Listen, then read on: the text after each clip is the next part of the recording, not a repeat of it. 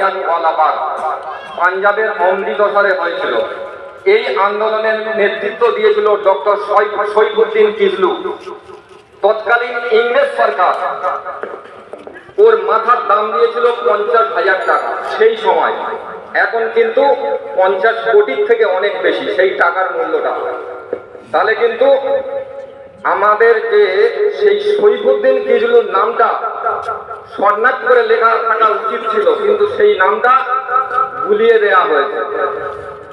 যাই হোক, এরকম আমাদের আরো নেতৃত্ব দিয়েছিল দক্ষিণ 24 পরগনা জেলার নারকেলবেড়িয়া গ্রামে তিতুমির বলে, যার প্রকৃত নাম ছিল মীর নিসার আলী। আর সেই পাশের কেল্লার সামনে মাসুমকে ফাঁসি দেওয়া হয়েছিল। এই নামগুলো কিন্তু আমরা কেউ জানি না। যাই হোক, হিন্দু মুসলিম কারোর একার আন্দোলনে স্বাধীনতা গড়ে ওঠেনি। হিন্দু মুসলিম সবাইয়ের রক্তে, তাজা রক্তে ভারতবর্ষ স্বাধীন হয়েছিল।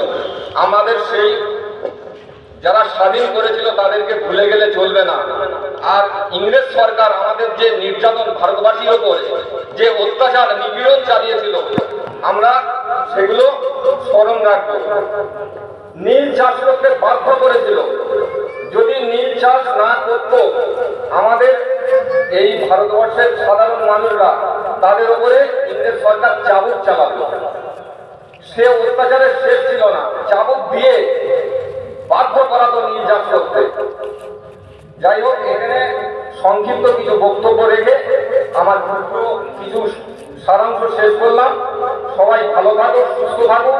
আমাদের এই মাদ্রাসা শর্টনাট করে লেখা থাকুক।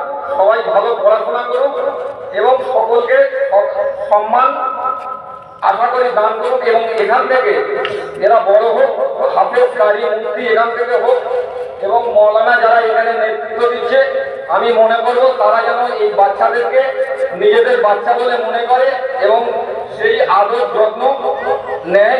এই বলে স্বাধীনতা উদযাপন দিবসে আমার সংক্ষিপ্ত বক্তব্য শেষ করলাম। জয় হিন্দ, ভারত জিন্দাবাদ।